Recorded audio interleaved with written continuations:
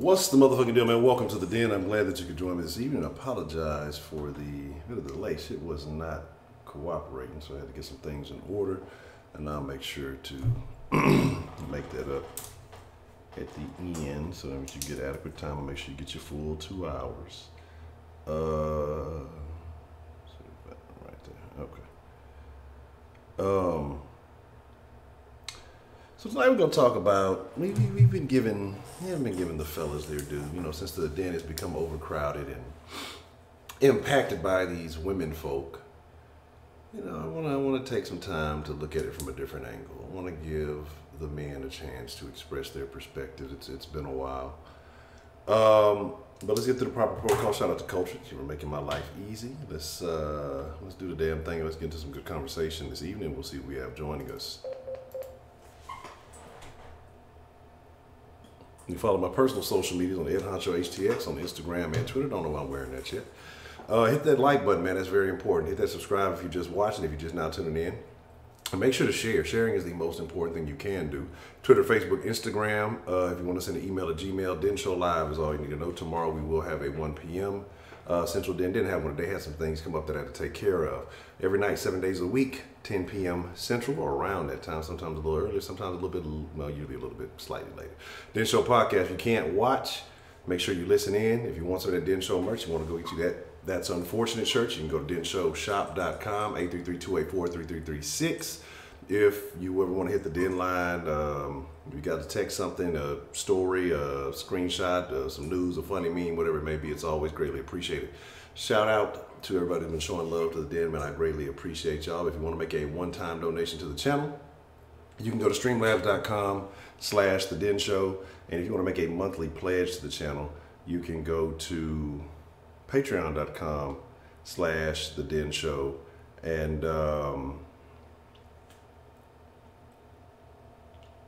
you know, we can make a monthly pledge to the channel. Shout out to K Grace, James, Stina Starry-Eyed, Dan the Man, Diana, Betty, Miss Goya, and Donald Trump. And I appreciate all of you for having faith in the long-term success of this community. But like I say, man, it is an honor, it is a privilege, it is a pleasure to get to chop it up with you guys. And I hope you all having a good day, I guess you could say. Maybe Ice Cube level of good day, who knows. But let's see who we have joining us, and let's get into some good conversation. Make sure you're not in the top chat. Make sure you're in the live chat. If you're in the top chat, you are not in the right chat.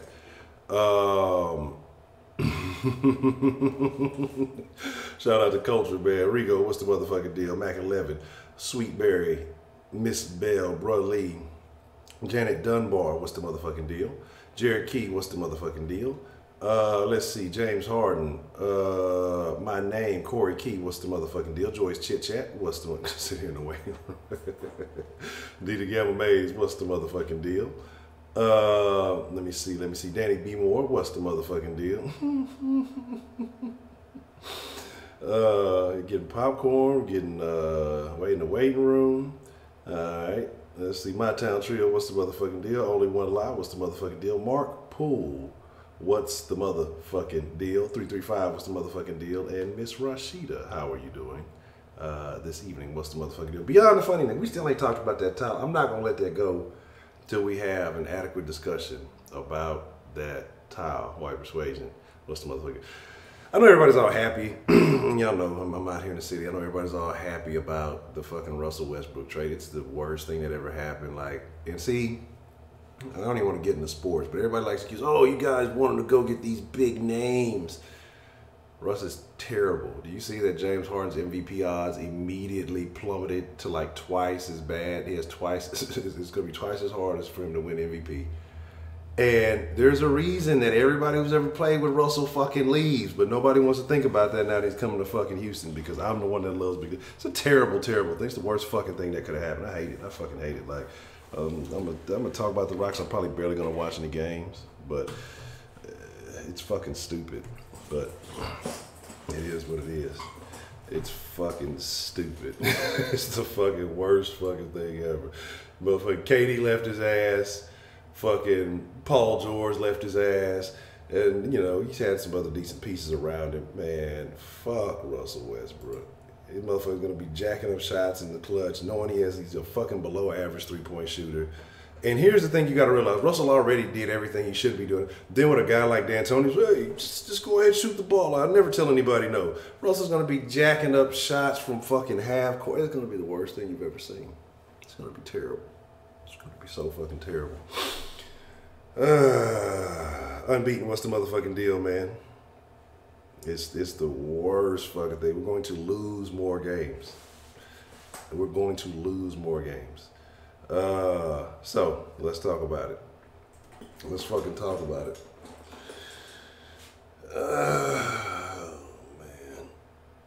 Man, I'm gonna get on that tomorrow. I'm gonna do a Salt Sports TV tomorrow. We'll talk about it. But let's talk about men's rights. Do men have rights in 2019? And in most cases, in most senses, Don Love, what's the motherfucking deal? Professor Trill, what's the motherfucking deal? In most cases, if it's a situation where it's involving a man and another man, pause. But I guess in those situations you have more rights too, if you want to look at it like that. But anything that is a man versus a woman. Danny B. Moore, I appreciate the love. Shout out to Miss B. I wasn't even looking at the screen. I'm here before. I'm telling you, I really hate the whole Russell Westbrook thing. I mean, I'm gonna do what I gotta do with it. But shout out to Miss Danny B. Moore. I sincerely appreciate the love. I'm just like, it was crazy too, because I was fooling with this Rockets thing when I happened to look and see that all of the stuff was taking place with Russell Westbrook. It was terrible. Made me sad in my heart. Made me very sad in my heart. I'm not gonna lie. Men ain't shit. Well, I'm glad I ain't see it. I knew it was a mess. That's why I had to go back because I missed the initial part. So I had to go back and see it. Men ain't shit. Ain't that? I appreciate the love. Well, goddamn, I don't know how I feel about that now.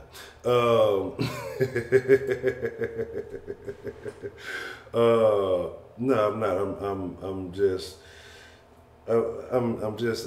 kind of. I'm really not liking it. But anyway, let's get back to it. So, but these days, right? And yes, you can point to a lot of things and you can say a lot of stuff, but the guys I'm talking about are the good guys, right? You know, there's a lot of shitty people out there. I mean, there's shitty everything. It doesn't matter if you're gay, black, white, straight, if you're illegal, if you can put so many other caveats and terms in front of it. There's just good people and there's bad people. Period. There's no category of people who are just all good. There's no category of people who are just all bad. Even though we try to well, certain people in society try to justify it like that. Now, there are likelihoods certain people in certain areas doing certain things. It's probably going to increase the likelihood that they're up to no good. Yeah, y'all ask Fresh Prince. But, you know, when it comes to situations where I'm looking at this because I think about the good fathers out there. I mean, there's a lot of good dads. Society doesn't want to give you that. I know y'all saw, what is it, the Huggies? Somebody posted in the group last night. Huggies, for the first time, they put a black father and his child on a package of diapers, which I thought was something special, which is, to me, I think that is important. But fathers, period, don't really get that same love. It's like the father's feelings are not taken into account a lot of times when these things happen, you know. And so I think when men go to challenge in court, there's already a level of favor for women when they go. And I think that's unfortunate to the good dads because, you know, you can have a mom who maybe might not be the best. She may have some problems, but all she has to do is dress up on that court date, go in there and smile and act sad and just say the right things. And because of the stigma that's associated with a lot of it, because of the stigma or because of those deadbeat dads who do come through there and cause a situation, there's a lot of good dads who miss out on opportunities, who become scarred, who become, you know, I don't want to say caught up in the system because that's not necessarily getting caught up in the system, but they become victims of the system in a way. And I feel bad for those men because it's a difficult situation without the adequate amount of money and the ability to do certain things. You know, you're just not going to win in those cases. You think about certain situations where You can talk about alimony and divorces and stuff like that, right? This doesn't even have to be about the children. There's been plenty of stories. People who have been divorced, when we get divorced, they get a alimony from the divorce because, you know, the guy may have been the breadwinner. She was accustomed to a certain lifestyle. And she won't remarry because she likes the money that she's getting. She has the ability to do that. There's no time frame. You know, she can have a boyfriend and everything else, you know, living with her and doing whatever they want to do, everything else that married people do, aside from the fact of getting married because she gets paid for that, you know. And when we were talking about men's rights, maybe I can't remember which caller it was. I want to say she was the first time caller there. She was talking about how, you know, her husband and they had the kids, but the mom, you know, was on, I think was getting some type of government assistance, and then she ended up just dropping the kids off one day and was still getting paid by the government. And it took them several months to fight that, you know. And then because she didn't work, I guess she ended up getting them back, some crazy thing, something like that. And I just think about a lot of the guys that get caught up in. Now, will I say that this happens to the overwhelming majority of men? No. But I do think that it happens a lot. I think that it, people be in disguise is hard to tell a good guy from the bad. I agree. I definitely agree with that. And so, you know, okay, well, I'll take the love. You know, so I like to think I'm the shit, you know, sometimes. But, you know, y'all just gotta forgive me because I got, if I'm not the same, well, I just got a lot of shit I've been thinking about. Nothing bad. I'm just everywhere kind of right now. But so that's kind of what I want to get into. I want to talk about men's rights as far as, you know, to their families. You know, in a situation where we have a lot of this Me Too stuff going on, and we've seen several cases. And again, let me be adamant about this. Let me be clear. There are shitty ass dudes out there, right? There are, I mean, scumbag ass dudes. This is not being what you call a rape apologist or you know, anything like that. There are trash ass dudes out there who do these things, and those men should be punished and put away or acknowledged for whatever it is that they've done and did. You know, they need to be put out there. But on the same token, what about those women who put men in situations that are false? Good men who lose out on opportunities because, you know, maybe there was a misunderstanding. And what I mean misunderstanding is that not that he took something, not that he violated someone, but because maybe she wanted something more and he didn't see it like that. And so she decides to make up a story or to make up these allegations, or because 2 or 3 days later she changes her mind, you know, hey, well, you know, I thought that was just a fling. I wasn't intending to make you my girlfriend or something like that. So now, you know, well, she wants to change her mind and tell a different story because she didn't get what she expected out of the situation. We've talked about certain women who put the price on the pussy, so they expect that certain things should come out of them having sex with any man. There should be some type of payment plan for it or something. I don't know. You've seen it more and more, and I think one girl actually just got some time for her false allegations. But you've been seeing a lot of these young athletes who get caught up, you know, when there's sexual escapades, and then the girl goes out and lies and says, well, you know, he did this, this, and this. Why? Well, because she thought that, you know, she was going to put something on him and he was just going to think, man, this is going to be my girlfriend. I'm going to take her to the NFL with me or something. But it wasn't. She was no different than the rest, and, you know, maybe a one-night stand, or maybe she did have a boyfriend and she didn't want to get caught. She didn't want to get embarrassed. I think it was one who ended up, you know, letting 2 guys run a train on her or something like that. And then they were both supposed to be going to the NFL. You know, they were projected, I think, middle round picks or something like that. But still, nonetheless, that's a situation where you get to take care of yourself and you can live a pretty quality life. And then if you do well enough, you know, you can maybe move up. So that's an opportunity that they missed out that they'll never get back, you know, for one night of consensual sex, and then somebody feels a different way afterwards, and they miss out on it. Oh, Buddy from Baylor situation, that ruined everybody, right? Didn't that? Because that had the trickle effect on the coach and the player. They accused him of this, and people lost jobs, and there was allegations of people who were said they allowed things they didn't, and the media ran rampant with that, and people have this stigma on their careers forever that didn't do any of these things. So this is what I'm saying about men's rights, and it's unfortunate because, you know, the quote unquote victims can come out and they can say, hey, well, you know, this person did this, this, this, and this. And I'm not saying that, hey, let's just put everybody's name in the media, but what I think needs to be done is, if allegations are made against somebody, then those allegations, I don't know if you call it a secret indictment, I don't know how you would hold it, but their name should not be ran through the media, just like the victim's name shouldn't be ran through the media until there is confirmation that either a crime was committed or a crime was not committed.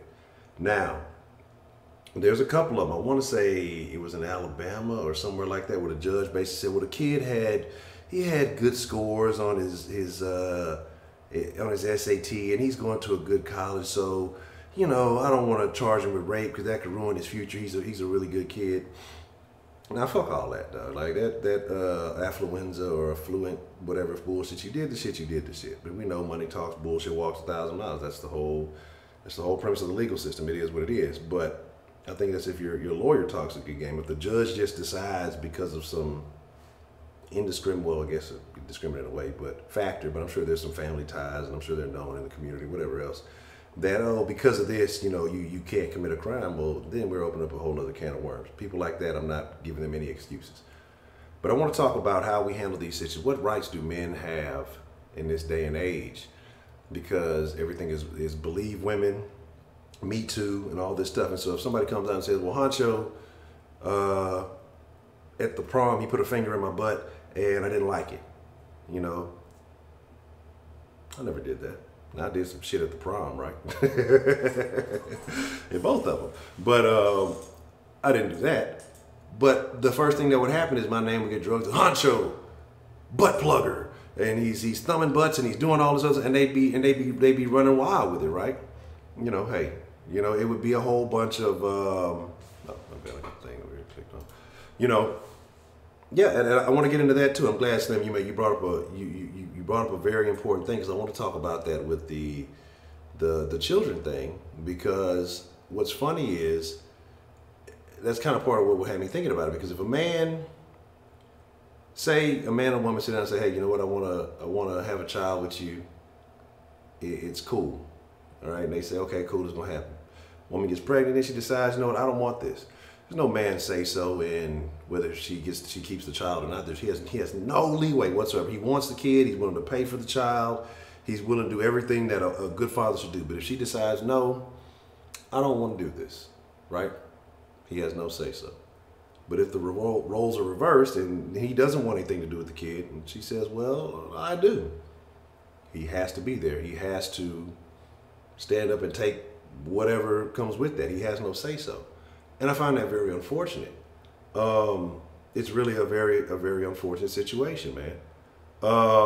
So let's talk about it. Let's get into it. Let's open up the lines here. I want to know what you guys are thinking. Let me make sure I got all this right. Give me 1 second. Let me make sure. All right, I'm gonna be strict on the 10-minute rule tonight, because I know last night I let some people go. You know, I let some people go quite long, right? Pause, or is that what she said, or is that a pause? I don't know. That could go either way. Or we could just use it as a football reference.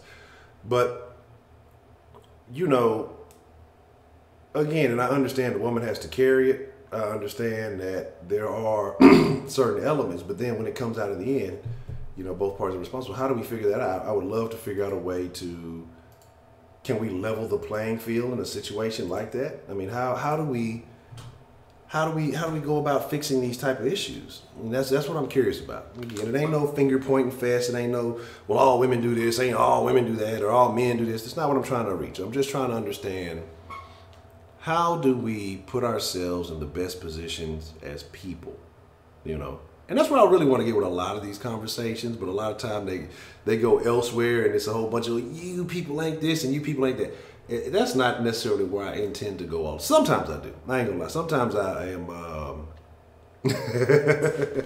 Sometimes I say stuff. I'm just saying stuff. I didn't plug anybody's butt. I'm just throwing some crazy shit out there because of rumors. Well, not at the prom, at least.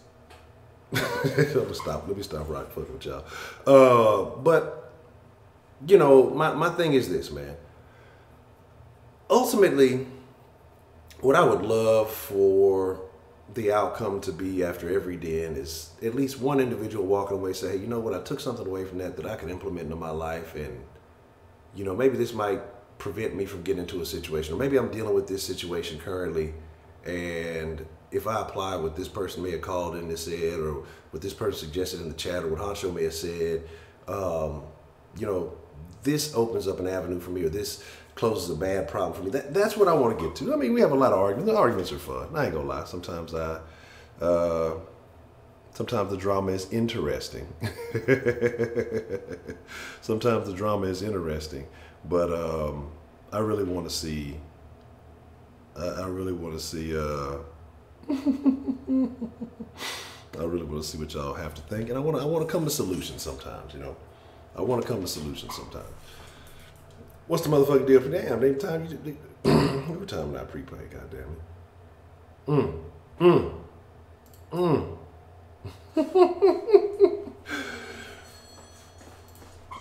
I ain't gonna say nothing. Excuse me. I'm having a bunch of phlegm and all that other stuff. Well, what's the motherfucking deal? Who do we have calling into the den this evening? Hey, Honcho, it's Belle. I'm getting mine in early. Really, Miss Belle? How you feeling this evening? What's on your mind? Good. You know I'm not gonna slam the guys. I think that today's day and age, there's actually more men getting custody than there ever has been, even though it may not seem like it. 20 years ago, the odds were more in favor of the women because they were the nurturers. But today's day and age, it levels out. It comes down to really who's got the money and who's more in the stable home. It's not always what you think it is about the women. I'm not going to say that the majority of women still don't get custody, but what I'm saying is that it's a lot more level playing field than it used to be. You know, and the other thing is family courts are looking more into, you know, who can provide the best financial, emotional, and all the other stuff. It's not just, oh, well, she had the kids. I've seen court cases go both ways lately, and it's pretty interesting. As far as guys go, I think that they're not all bad. They're just kind of stupid in the fact that they are not always genuine. And they're, there's an old saying, what is that? They have, there's a word I can't think of. It's like when you have an ulterior motive. There you go. Yeah. You know, they may say one thing but do another. And that's what actually gets them probably more into trouble than anything else. If they were straight up with a person, and I'm not going to say women, you're right. Some women really will put guys in bad situations. However, if they weren't there in the first place, it wouldn't have happened either. It takes two. You know, I'm trying not to bash on the guys, and yeah, the women aren't perfect. However, sometimes both parties are stupid. Legitimately, I think that men tend not, I can't speak for all men, because obviously I'm female, so that doesn't mean a lot. But the more genuine and authentic you are as a person, the more shit doesn't fall down your hill because you've let it out properly to begin with. Now, it doesn't mean that that girl may not get you jacked up, but if you're paying attention, you'll see it long before it actually happens anyway. And a lot of times, I've seen guys literally close their eyes and just take a spin and figure out where it's going to go from there. And that's usually what gets them in trouble, too. Well, we'll see what happens. That's how teenagers get pregnant. That's how, you know, nights of oops happen. That's how a lot of things happen. You know, oh, well, baby, let's just, well, yeah, 9 months later and the kid pops out. So, and men can be persuasive when they want something, but yet they want to blame the woman that they both participated in it.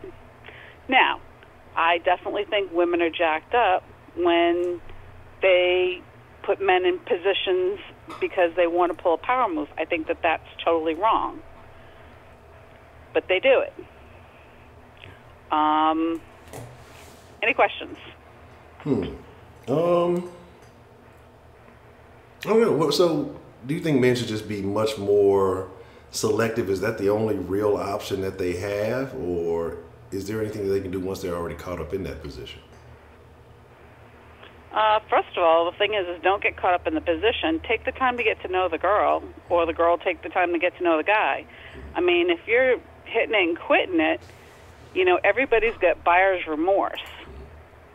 Sometimes it's just as much the girl as it is the guys, because women's reputations still get broken down twice as hard as a man's does. Men get a pat on the back, women get the scarlet letter. And even today, that double standard still exists. And I'm not as young as some of these young girls, but I can definitely see where that still hasn't changed since I was a teenager. Really? You think so? You know? It almost seems like now, and again, this is just maybe, I may be looking in a different arena or so, but it's like now the stigma is, it seems to me like that part has changed. Like women are more embracing, I guess I don't want to call it, because I think sexual liberation was more, I guess, that 60s, 70s thing. Now it's just kind of, you know, the men have been doing it for so long. Why can't the women do it and be embraced? I see like maybe it's a younger generation thing that I'm looking at, but it's like I see a lot more women, you know, saying it's okay to be, you know, promiscuous and celebrating it and embracing it. And, you know, even with the encouraging the sex worker thing, like I've been seeing a lot of that. Like I say, I may be looking at a different, it could be a concentrated area where I'm seeing a lot of it, but it's almost like women are embracing that. If they want to be more sexual, if they want to be more open, have more partners, they're just kind of more out there with it now. Bottom line is it's bullshit. You know, here's the bottom deal. At least my opinion, from my thoughts, is that friends with benefits doesn't work. There's always going to be somebody that's going to catch feelings one more than the other. Now, I'm not going to say necessarily that's going to be the girl or the guy. It could be either one. But it never really balances out. Somebody's always going to have a little bit more feelings for one than the other. And as far as the women goes, my generation was probably more, not open to it publicly, but more, we were, 80s and 90s were kind of coming off of the 70s free love stuff. So it was still definitely on the down low as far as it happening. But it did happen, and they just didn't talk about it, because you talked about it, you still got shamed for it. And even today, women, you know, it's said that if you want to look at numbers, men, you know, you double a woman's number and you half men's number. Because the fact is, and this is a comment that you made the other night, and I really wanted to come back to it, about, it was, let me see, the man asked the woman what her numbers was, and he was cheating on her. And I didn't think that it was an even equivocation, because her past has nothing to do with him stepping out in the present. If they're in a relationship, everything starts on fair ground. It starts at ground zero. And despite, this is something I'm going to leave all of you with, the first time you're with your partner, you're virgins together. You may not be a virgin coming into the relationship, but in that relationship, you're a virgin with each other's bodies. Now, after you walk away from that, that's something totally different. And so anything happening before that is not either one of your businesses. Whether you choose to tell that person is your choice. That's both men and women. Now, I never asked my husband, and I never told my husband. And that was something that was just not said. We were also not 18, 19, and 20 when a score count mattered either. And that's kind of part of it is, why should you care how many persons that person has been with? If they have the experience that you want, then you don't need to teach them. And if you need to teach them, then that means that they haven't been with anybody, and that way you can explore together. Well, I ain't got time for no teaching, but hey, I don't have. And I'm too old to be teaching. I'm too old to be teaching Honcho. Like I said, you baby food. You're a good guy. You're sweet, but Man, You get my point. Well, see, I've been left in the cabinet a little long, so I'm like matured. No, that would probably be right. You full of shit. Yeah, I'm not even. I'm gonna leave that one alone.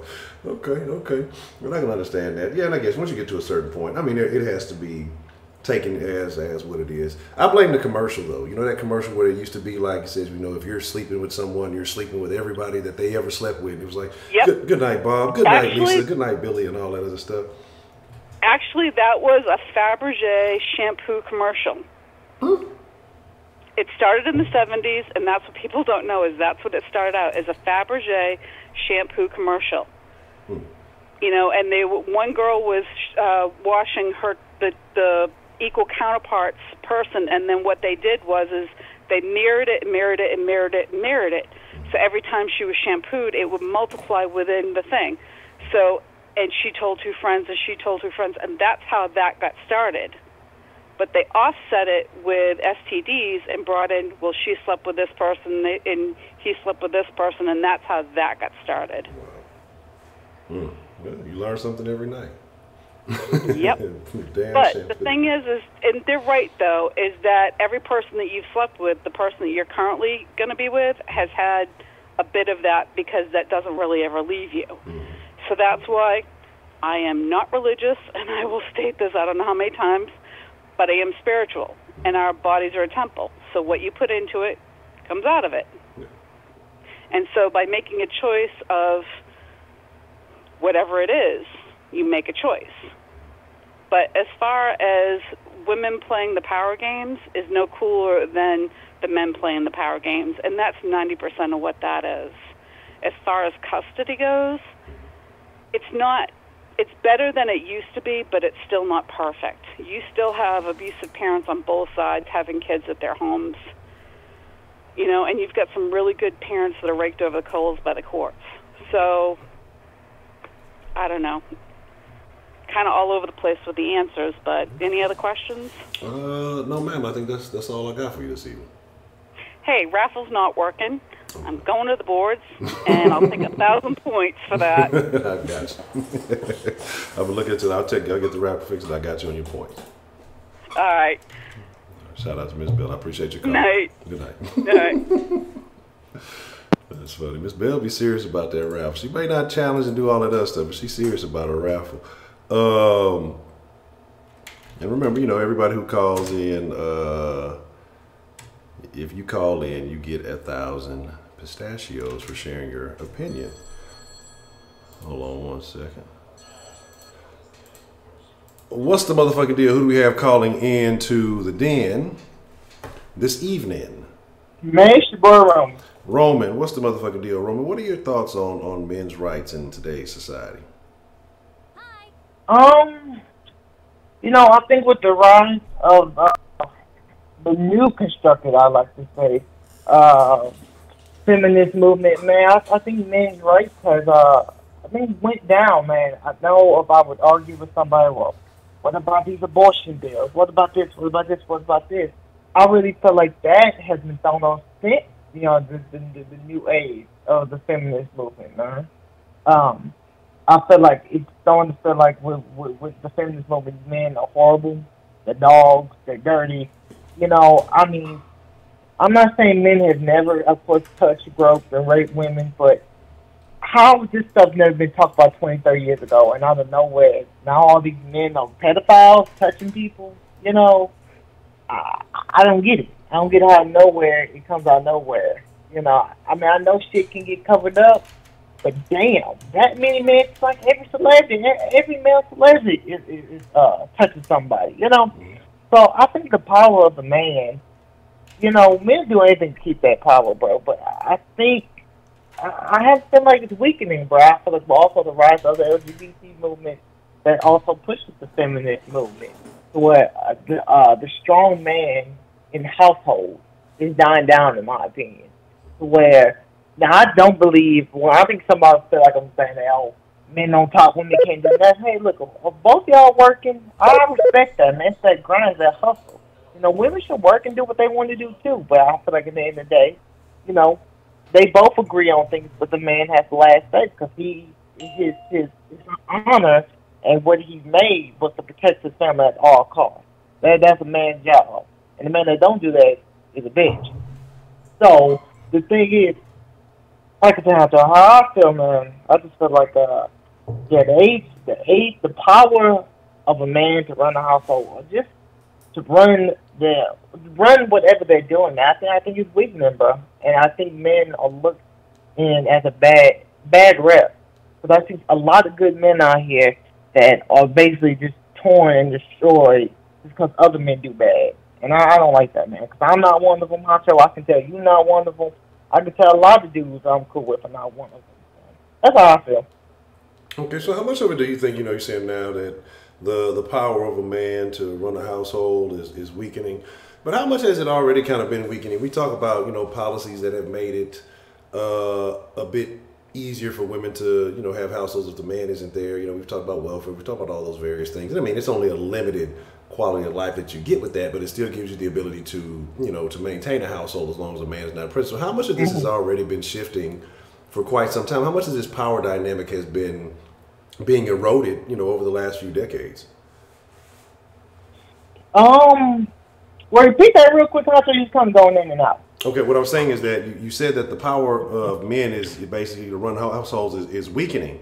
But I'm saying, with like I say, with the 60s and, with welfare and all the things that were brought in and policies over the years, how much of this has already been eroded? Because we see a lot, especially in the black community, a lot of single parent households, which are mainly mothers. So, I mean, women have been stepping up in a lot of these roles for quite some time. Does that have something to do with this dynamic weakening? Do you think it's just more so just kind of the movements of today that are bringing more light to it? Like, what do you think has what has the biggest single impact on, the power of the man being diminished? In a way, Honcho, I really think men destroy themselves, man.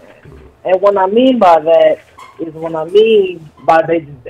they destroy themselves, but these movements have helped destroy men even more. I feel like it's the walking out. It's the walking out, especially on these children, because now that leads to everlasting. I'm not just talking about black men. I'm talking about all men. Because so many men walk out on their children and they feel pressured or feel like they can't do it. A lot of people have these children so damn young, they be fucking 20 or 18, 17 having children when you're not even old yourself.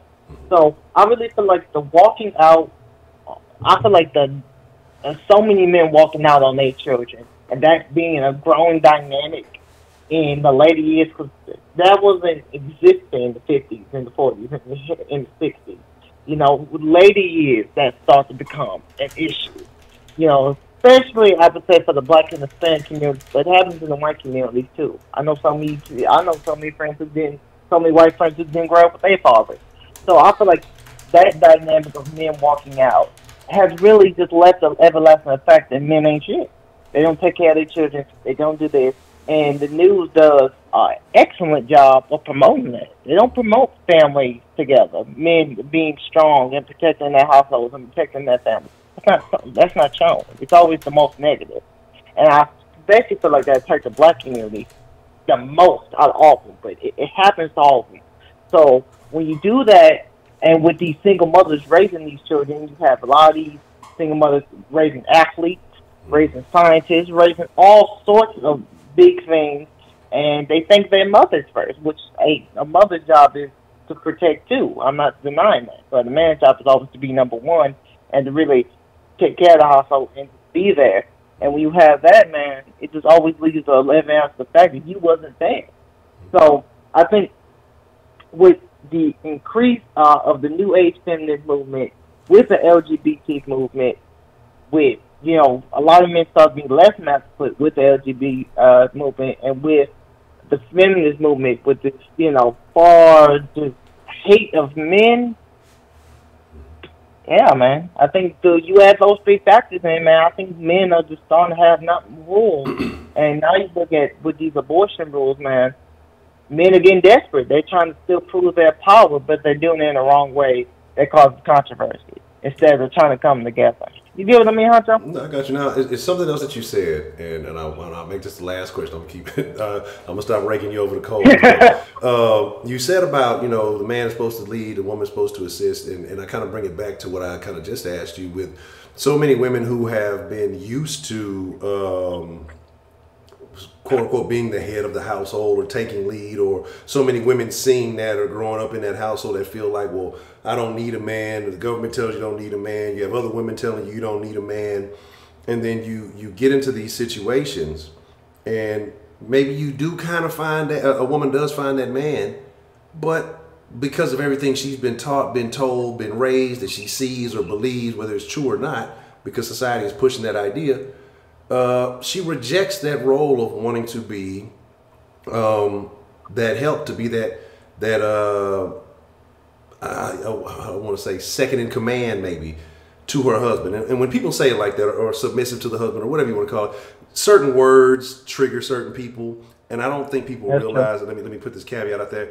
Submission is power. Even if you talk to people who are into that weird BDSM stuff and things like that, submission is power. Submission is willingly offering up your power to allow certain things to happen. But there's a lot of other things that go on. I don't want to get all the way into that, but I don't know anything about BDSM. Don't ask me. But you know, what is your thought on that? What about the women who have been raised a certain way and they don't want to, you know, maybe they want a man, but they don't want to do that part of it? Do you think that hinders what's kind of going on, the family dynamic or the social structure that we have going on in society today?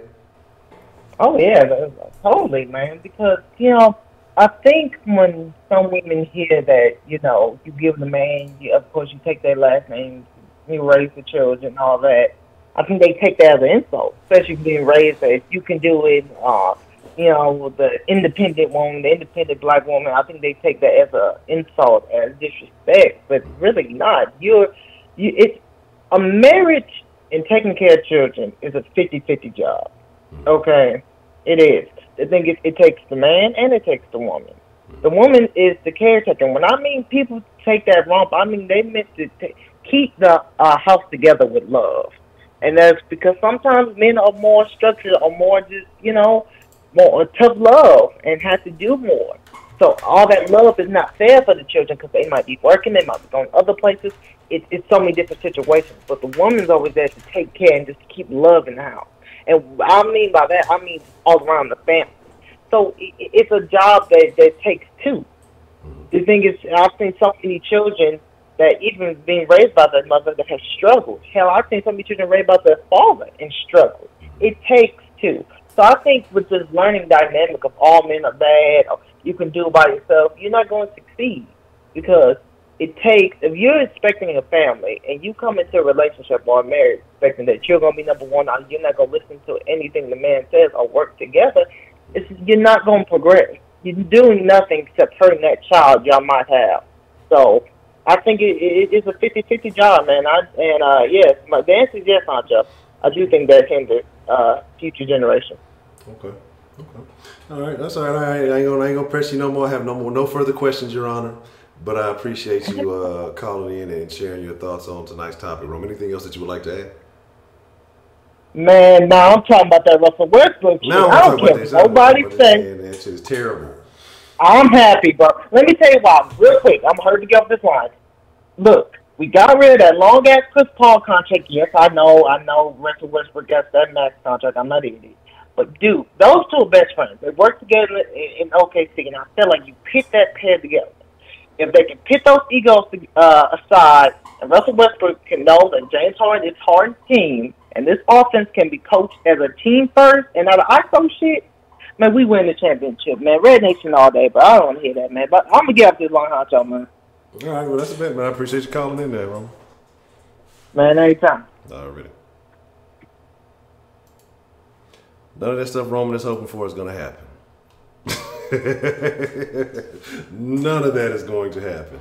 Again, there's a reason Russell done ran everybody around him off. None of that is going to happen. It's going to be terrible for the Houston Rockets. What's the motherfucking deal? Who do we have calling in to the den this evening? Hey, it's Dan, man. Dan the man. Shout out to Dan the man. What's the motherfucking deal, Dan? What's on your mind, man? I'm doing all right, Honcho. Doing all right. I was gonna go and do some laundry, but then I saw the subject pop up on my phone. I'm like, yeah, let me call in real quick. Okay, so men and rights. I think men still have some rights, but we always have to have tempered those rights with amount of responsibilities we've had to take throughout the years. We've had to be the primary. I'm talking about all men, at least all basic men, in the sense that you have to get a job, you have to provide for the family. If y'all don't eat tonight, that's your fault. They don't blame mom, they blame dad. But it changed around the 60s and 70s. Oh, what's up, y'all? What's up, Dan? I'll let y'all. Around 60s, 70s with that whole Great Society, and at least in the black community, I know it's a huge change. LBJ and the welfare, you know, the whole, you know, the nigger bill, the nigger rights, that whole thing. That was one of the most racist motherfuckers in the White House. Never mind Donald Trump. This man openly said, I'll have these niggas voting Democrats for the next 200 years. We're right on schedule. But anyway, so with that welfare thing, basically the man is not needed in the house. And there's actually a politician called Daniel Patrick Moynihan. He did a case study called The Negro Family. I believe it was called A Cause for Concern. Yeah. And you know, I've heard of it, and it said that this was going to be a very serious problem, that you're going to remove the men from the house with this, at least in communities like that. And I've been to West Virginia. I've seen some very poor white communities too. And usually there's a lack of men in the house. If there are men, it's usually younger guys growing up without any structure and discipline, which men would usually provide for young men. Now, as for the woman, that would come from a woman. And it's just evolved to this cataclysm we have now, where, you know, these kids is acting crazy because mom is the only one raising them, and, well, half the time most of these females out here ain't doing shit. And the ones that do, they got to work a job and all this other shit too. So in that case, I do think women deserve more respect, and if they can run the house, that's cool. But I think it has to at least be a two-parent household, and that's where a man should step in. But half the time, these dudes ain't shit neither. They too busy out here running the streets, ripping and running, and all this other crazy shit, doing jail time. You know, going, what's the saying? Gay for the state, straight at the gate. That's what the motherfucker's saying. These dudes in here prison turning out and shit. This shit is crazy, man. I don't know what to say about none of that shit. I've heard the first part. I've never heard the second part, man. I've heard the first part. I've heard motherfuckers say, you know, motherfuckers over there gay for the state, but I ain't never heard straight at the gate. That's that's the remix. That's funny. I heard, yeah, it's Honcho some wild shit, man. But yeah, so men and rights. Let me talk real quick about what I've seen in the military. Men don't have rights, because let me tell you something. I mean, that story I told you about them 3 dudes fucking at one chick, those 3 get kicked out, she gets to keep her job. Because I was in a similar situation, and this just shows you how little rights I had as a man to defend myself. So I was operating a shop with about 8 sailors, and I was the first one there at 5:30 in the morning to open it up before anyone else in my work center. And I'm not running shit. I'm just supposed to be I'm the one that you're taking responsibility and all that other stupid ass shit. And I did all that, did that for a year, busted my ass, working fucking 12, 13-hour days, getting it done. And a new female comes to our shop, and she's some young girl, and someone told me that, like, oh yeah, she's very drama-filled. I'm like, look, I ain't about to judge nobody off some dumb shit like that. This is when I was naive. In the military sense. I still had hope and shit and all that dumb shit. And what happened was she had some bad day, and she had to work the night before on, like, the ship or whatever, and I gave her half a day off, and like, I didn't say anything sexual to her, nothing of the sort, nothing like that. And I gave her half a day off. And then the next day, I worked, I was sandblasting gear and stuff like that, because we had 100 pieces of gear we worked on. Then I had half a day off, and I just told my other petty officer, like, hey, working on this, I just give you a pass down, then I'm going to dip out and head home and just hang out with my niece, because my niece... Oh. Oh, yeah. You there? Okay, it kind of went down, like the volume decreased a whole lot. I can barely hear you. Hey, can you hear me out, Joe? Yeah, it's real low. Oh, hold on 1 second. Okay. Is this better? Yeah, much better. That's much better. Okay, yeah. So I come out the next day, I get accused of harassing this female. What? Like, she sort of said, like, I had harassed her and touched her and all this other shit she totally made up. Me and another guy. Yeah. Wow. He's dumb shit with his crazy shit. Their kids are all. Anyway, so me and him sitting there like, what the fuck is she saying? Yeah. She's making shit up. Yeah.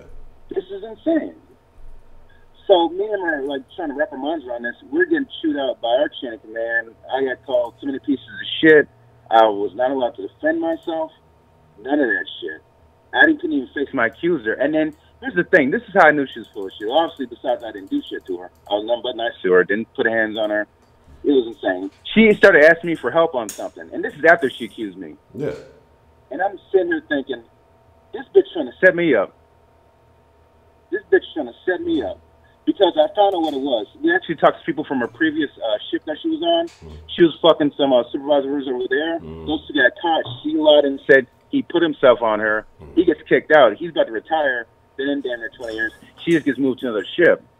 And that's how some of these females do, man. So, and some aspects such as military, men don't have rights. In my case, I never hit on this woman. I never invited her to my house for a smash session. None of that stupid shit. I was not friends with her on Facebook.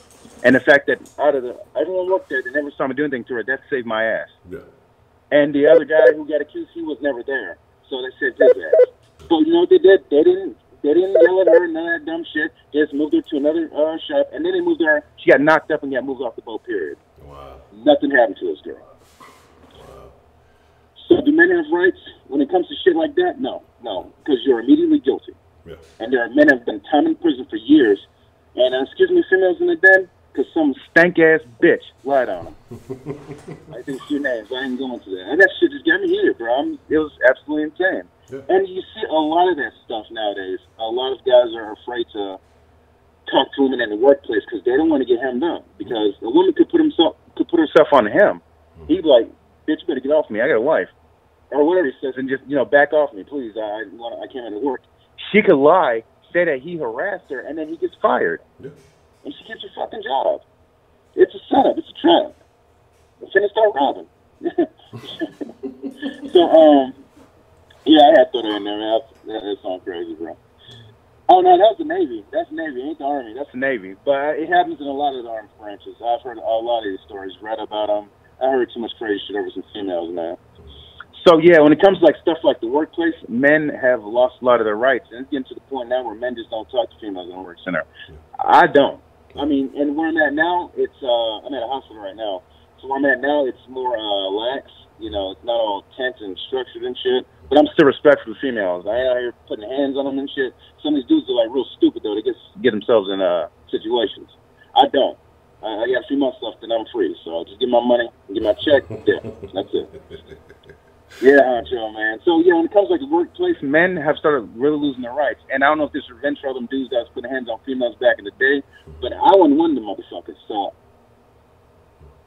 Yeah, that's the smartest thing. I mean, you got to. Man, you got to be man. Do not set yourself up to help her get promoted or to help her have an easier street. Don't do that. Keep your hands to yourself.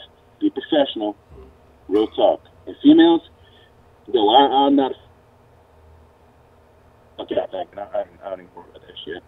But yeah, no shit. Yeah, some get your job, setting dudes up. No. You go to HR and snitching that bitch. What you need to do. I'm telling you right now. But it ain't gonna happen. So whatever.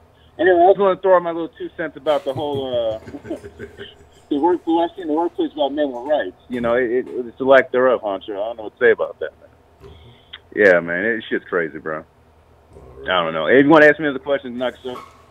No, like I said, I don't really. Because I can definitely relate to your situation because there's a slightly similar, it's a little bit different caveat to it. But like I said, I think a lot of guys, I won't say everyone, some guys put themselves in certain positions, but I think a lot of guys can relate to it. If they haven't been through it, they at least know somebody who has, and it's unfortunate that it's that easy. There's no.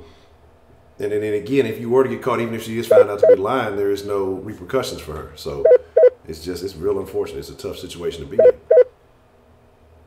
Yeah, man. That's why I put myself in it. Exactly. It's the smartest thing you can do is not get involved. Exactly, man. So I'm going down straight the line, Honcho. Hey, Dan, have a good night, man. I ain't mean to offend nobody. If I did, well, tough titty.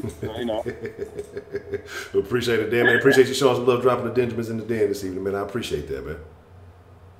Oh, for a can of wool, man. I got you, Honcho. You have a good night, man. All right, you too. Yeah. Shout out to Dad. But yeah, man, and what's the saying? Tough titty said the kitty, but the milk's still good. I remember the first time I heard that shit in junior high, I lost my shit. My coach told me that some shit like, I lost my shit. I thought that was the funniest thing I've ever heard in my life. What's the motherfucking deal, man? Who we got calling into the den this evening? Hello? Hello, hello. Oh, I got straight. What's that? I believe that men have, equal rights, especially on the level of, by, as far as paternal, rights, they have that automatically comes with the baby. But we done got to a point in society, we got to stop saying welfare is the crippling of the man in the household. Because in my mind, I might be wrong, but in my mind, a female does not attach herself, give herself to a man that, in her mind, if this occurs, baby comes, that he's going to step away. Now, they got a lot of reasons men come up with today. That bitch work on my nerves. It was a one-night stand. They can come up with all kind of ways to appease the fact that they're supposed to be standing in a certain position. And they'll say, a woman, is allowing a man to do this here, but if I'm correct, in my mind, a man hold a king status with me. So on holding the king status, I can't dethrone you, especially as a woman. By nature, by force, or no other way. I cannot dethrone you. You are the man. You are the king. You are at the head. You are the strength of God, the structure in the family. And if it's not being addressed by you for whatever imaginable reason that a man can come up with, blame it on the female or not, there is no excuse for him not standing in accordance to where he's supposed to be in said situation. You plant your seed, because where I grew up at, it's not even the mama's baby. It's on the father. The child is, let's say you got a white woman and a black man. That's a black baby because that's a black father. And the father is the combined structure. You know how they say a woman can have 6, 7 children for 5 or 6 different men. Okay, the children that are related by the man, those are true siblings. And the other children, all of them belong to her. But the man is where the family name, a woman normally goes on and takes a man name. But this structure, I don't know what they be doing. But yeah, it was from the olden days. A woman went out, and gathered a man structure. That's why I be trying to tell these homosexuals, y'all killing y'all family tree. Y'all are killing y'all goddamn family tree. And pray that y'all let us just know one guy, one boy family proceed, because he's not planting his seed. And those girls are going to go out into the world and get another name. You know what I'm saying? They're going to marry and they're going to have another name attached to them. So your family tree, your legacy will never exist. Because you won't stick in some booty. But anyway, you know what I'm saying? I think a man have structure. All his rights are there. But if he don't step up to that plate, don't get mad because that woman sat there and said, oh my goodness. I mean, I know I'm considered kind of like a tough female. But in the aspect of, on the side of a man, I'm in a dominant, you know what I'm saying, a subordinate situation where he is rule. He has a structure that I would adhere to. You know what I'm saying? I may get loud, but I still don't think I hold the authority that comes with his stare. I may get sassy, but his stance as a man, I can never I can't equivalent to that. So in my mind, he's already on a higher platform than me. Now, if he's not standing in his position, if he's not doing his due diligence, he's not applying his duties as a man in structure, don't get mad with me, because if I follow suit behind you and say, fuck it, you know what? I don't like that nigga no more. Cause He got an attitude. I don't like he talk. You know what I'm saying? He works on my nerves. I can't stand him. If I don't do nothing, if I don't do anything, I'm speaking for all females in my mind. I don't think we want to go down there and beg a white fucking man for anything. I don't think we want to get there. I don't think we want to be sitting in the aspect where I have to go ask these people for. I know I don't. I know I wouldn't want to have to go there and answer because I done heard some belittling type stuff. Now I had a baby young, so I did attempt to at one point, but I could not because I was a minor. I would have had to needed to someone to be over me. And thank you, Jesus, that I never I got wrapped in that system, needed that assistance, was on that level. But I don't have no criticism for the woman because if she decides to do what she did, not take her place, not take the stand, almost have to really mimic his structure of the family. And then you say, oh, no, you can't be no man, but you'll leave her there with them children. And then get mad when she go looking for an option out of nothing to make sure. Because if she don't go to that government, that white man, however you want to put it, brother, if she don't go there, them children won't be fed. There will not be a roof over their head. If she takes the stance that you take, that you know what, for whatever reason, to hell with it. Is she on her own? You don't want her to stand in the submission. You don't want her to think that she has this authority because it's rightfully yours. It came with you at birth. It came with your manhood. It came with your manhood. Why she being put into this position? Because you got to have, you don't like her no more. You was just trying to hit it and quit it. For whatever reason, a man could come up with not being in position with his child. I'm not saying him and the woman. Not being in position with him and his child. She has to take on his role. She has to step up in the place of what was supposed to be his raft in the platform, his building structure. She has to pull that off. If she don't, those children will not be fed. There will be no roof over their head. There's not going to be no lights. There's not going to be no food. So she go to that white man, that government, for whatever she could pull off. Because you not there like you supposed to. Because, see, the average drug dealing stuff today, these dudes be out here to stunt to the next seller, to the next nigga, to the next guy. They won't impress him. They want the shy-ass coat. But your mom and your little sister inside starving. You out here slinging much. Every time you look up, you got a big old sandwich and this, that, and other. You're eating, sweating, where you're putting pictures. You're in this here restaurant with your mama and your little sister starving because you not doing it. Now, back in the day, our men were pushed into an arena of, we got to step out in this street and we got to hustle like this here. But they were hustling for their family. They brought that money home. You know what I'm saying? I know I got an old, stupid uncle. He said, hey, they used to call me the meat man. And I used to go handle that with them white women and bring that money home to my sisters. Now you figure out what that was. You know what I'm saying? A man stepped out. When he stepped out in the door, you know, back in the days and did his, let's say, dirt or whatever, his hustle, his move was for his family. You know what I'm saying? It was for his family. These dudes, they doing it so they could be flashy on Instagram. So they'll apply to the dude could think he owns something, he got it going on, he popping, he the fresh, he swagged out, you know, oily shit, he got it, you know what I'm saying? And ain't got shit to show for, you know what I'm saying, other than what's on his back. And maybe sometimes a little whip. We don't have men, a lot of guys today do not have the structure.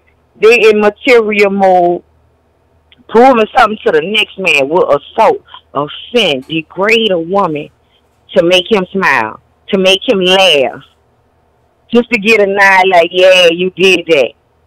I mean, and then you want her to be in standing with you.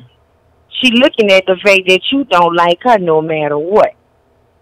In my mind, my black man can take over this world. I believe he has the strength, the mentality to do it. But his fear is keeping him with the white man embedded in him and demise of him and rape him too. because they just weren't raping the females. They just don't know that this William John this theory. That was the page. That's the missing page. That they was raping us. You can't take a king mentality and destroy it. You cannot. If he was born of a king structure, mind frame, and nature, you can't take it from him. But if you put him in front of his others and you do this to him, he became angry with his woman, but not with the man that was raping him.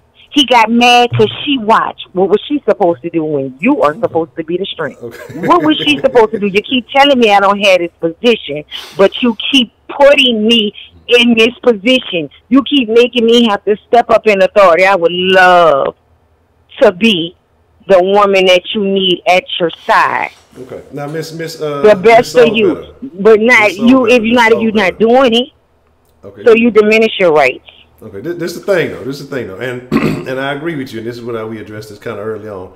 That there are trash ass dudes out there who are not handling their responsibility, and that is a problem. But the goal is what we're talking about tonight is those men who it seems like the good guys are the ones that end up getting fucked over by the situation, because you have sometimes I do notice that too. Right. Even like the caller just said, he had a situation where he was handling his business because a woman, she knew that she could get a play by saying some foul shit. It puts her in the light. I had a situation where people said a particular thing about me while I was no longer in town or some other stuff, but people knew my character. People were there and they were just like, man, come on, dog, stop the nonsense. I seen what happened. That dude ain't even like that. And then I put on a little act so I could prove my point, and people saw exactly what was happening. But my thing is this though: it's like I understand where you're coming from and where you're saying that there are bad dudes out there. But those dudes are going to be shit. Shit dudes are going to be shit no matter what. I don't think there's too much hope for them in whatever situation they get into. But we're talking about men who go into a situation. Like, this is what I'm saying about men's rights. Like, okay, so if two people get into a situation and say a baby is on the way, right? Well, if this woman wants certain things, well, it's just as much that man's responsibility, right? If she says, I'm keeping this baby, this is what I want to do. If that man wants to embrace that child, or if he doesn't, it's just as much his responsibility. But in a situation where she says, well, I don't want to keep it, even though this man wants it, he's willing to step up to the plate to be the father, he's willing to take over rights and everything of that nature. A man has no right in that situation. But in the other situation, he has no say so really in either one. But why is it okay that if she wants to keep it and he doesn't, that it's okay, even though it's in her body? I understand all that other stuff, but it's supposed to be a mutual arrangement. It's supposed to be part of his DNA in there too. But as opposed to a man who wants to keep it and she doesn't, why doesn't he have any say so in a situation like that? In a sense, I really don't see it on your perspective, because the surrounding men in my life have always been initiators. Point in fact, I'm raising my granddaughters. I only have one child, my son. I'm raising his children. The type of female that you speak of that does not take initiative, and she don't have no family support as well. You have a mental capacity sometimes in certain situations, and you just have trash ass females that will take a good man all the way around the board in the ring, and then the nigga that did her so wrong and had her hemmed up from the get-go, and have her down in the situation and angry enough to do this to this good man in the first place. She never thought to attack him. She never thought to stand strong against him. She never thought to give him attitude. He was able to pull off all that he pulled off with her, and then here comes this good guy. But the reason why I don't kind of see it that way, because if every male in my family, when we only lost one, and because he could not get a hold of his child, he literally killed himself. I had a cousin kill himself, and the girl just drove him basically off of, he wanted that baby. He wanted to be attached to that, he wanted something with that child, and she would not share. She knew, this is how I'm going to tear his ass up. And that's she what looked in the family and knew that this is a man that loves his children. Look, my son, I stopped saying, I used to grow up and I used to be like, yeah, you only got that one boy, and he can't bring no babies home. That's a goddamn lie. That is a lie. He brings the baby home just like her. And then at that moment, I realized that, guess what? His rights are well as hers. Now, how you go about applying them how you go about making sure that it's recognized. That's where I kind of think it kind of falls short in there in between, because again, the males in my surroundings, my family especially, is like they do everything. I have my own who was in the Navy. You know, he's backwards and forward between Hawaii. They had a baby out there in Hawaii. Those people are not about to just period. They hella. Them whatever they, I forget what they call them, the people that the rock is and all that. But they, look, he fought tooth and nail till, okay, if he has her this year for, like, I think last year he had her for school, and so she spent summer with mom. She will do school year, then the following year they rotate school and summer. They rotated. He not up in nothing, and he now works for the airport, so he kind of have discount or maybe even free going backwards and forward to Hawaii. So he keep it going. He ain't finna turn loose nothing. His babies are his babies. They got a set of twins that my grandmother just keep insist on putting on him. He does not come to the house when these babies are here. He does not nothing. You know why? Because those are not his babies. Those are not his babies. So he not, you, grandma, you baby hungry, talking about I be a monkey's ass. These is my grandchildren. No, they're not. He's telling you they're not your grandchildren. And he's not going to cater to them. He fights for what is his. His action for all of his other children. Okay. Well, here's the deal, Miss He's going. He's going for it. To interrupt you. So I didn't see men step out on them, but I am aware that there are men that, you know, are losing this battle to some trash ass bitches, too. Hello? Miss Better. Because, you know, when I think about that, too, that Darian boy with the baby that you were covering when I first started catching you and noticing you.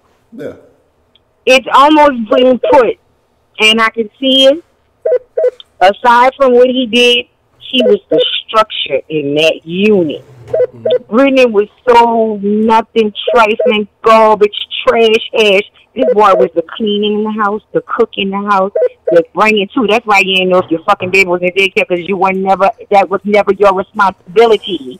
You know what I'm saying? You didn't know these things. You were never aware of these things because you were not being a mother at all. This man, a stepfather to these children, which you shouldn't have given him that much entitlement to your kids anyway. You should have been a more substantial mother in the making. But if you gonna give credit, if you gonna say the truth, if you gonna give just due, this dude seems to have been the one in the household that was literally the provider, the one that was catering to the children, taking care of the children. So when it come out that Brittany did this, and he gave her one fun time, an excuse time, and then he went and hid the baby, when it come out, that's just all the fuck that it is. That's just all that is. That girl garbage. And I believe that little dude was more of a parent than Brittany was to her own children. I agree. And that's a prime example how things go on. I knew it was shit with Brittany when the moment her mama backed off of her and never consoled her. I knew that. I told you that. I knew that then. This ain't right. Mama not catering to her daughter, and this time we could be mad as shit at each other. I just lost my great-grandchild. I just lost my grandchild. You just lost your child. All that bullshit would go out the window. A mother would console her daughter. And the attitude that she had toward it in a disregard, and that waving of that hand that she did that I saw, I knew. So, yeah, and guess what? We couldn't put it to the dad because he wasn't shit, because if it was, I promise you, when they was placing the babies and stuff, and they took them from Brittany at that time, he would have been the first option, being the father of that child, that they would have tried to place that child with. You know, and then they would have probably proceeded to Brittany's family. They damn sure was the one of it. Damn his mama's house, whoever. That was weird right there. You know, that, and where's her family support? But it's all because everybody washed their hands with her. But there's a full prime example of a trash-ass woman. Miss And this is when a dad should definitely step up. You got Miss so much Miss about what kind of person she is, but you're leaving your child testing, in that situation. Testing. Want to Miss Sober? Can you hear me? You breaking up. Can you hear me? You want to say it again? I said, can you hear me? Hold on, let me see. Maybe. Yeah, a little bit. You're breaking up, but okay. But what I was gonna say is we got to. I've been letting you run, but we supposed to have a 10-minute rule on. I've been trying to get to you. We're gonna take a couple more calls, but I appreciate you though. I appreciate you calling. All right. All right. You lit. All right. Now then, coach. Already. Okay. Let me see. Let me know. Y'all let me know if y'all hear me. Is my audio coming out bad for y'all? Y'all let me know if it's sounding right, because I want to make sure if you can't hear me, then y'all let me know if it's hard to hear.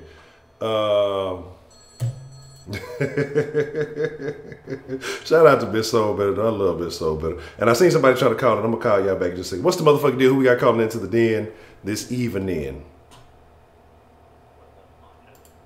Scott, what's the motherfucking deal? Scott, what's on your mind, man? How you feeling about tonight's topic, man?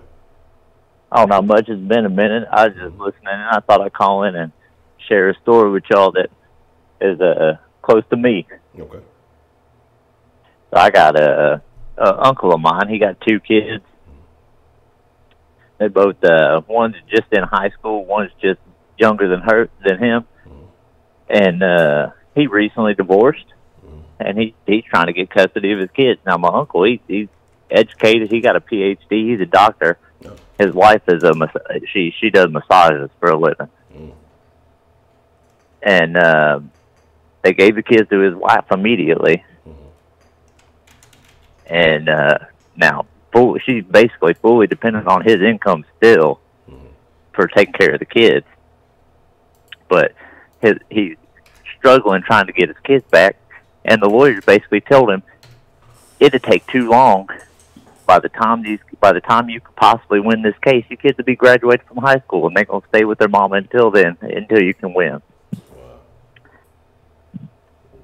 So that's y'all was talking about men's rights and with the children and whatnot. That's my uncle wants his kids. He's trying to take them.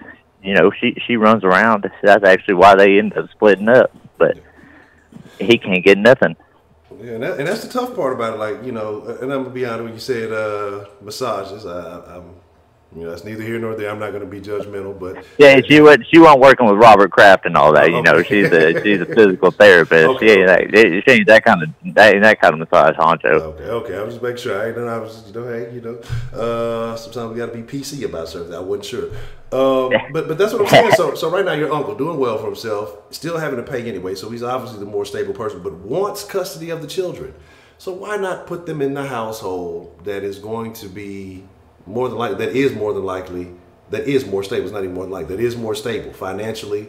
Again, a parent that wants them there. All the other pieces to the puzzle basically are more fit, it seems like, for the children to be with the father as opposed to the mom. So why do you think that this is such a tough situation for that to happen? Why is it so hard for a man to get the rights with everything else being pretty much equal, except he's in a better financial situation? Damn, Honcho, I ain't got the answers, man. That's what we're talking about tonight. I just got a similar issue. I ain't got the answers for you. I guess it's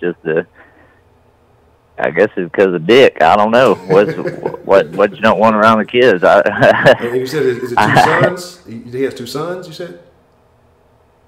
Huh? Did you say there were 2 sons? No, it's a son and a daughter. A son and a daughter, okay.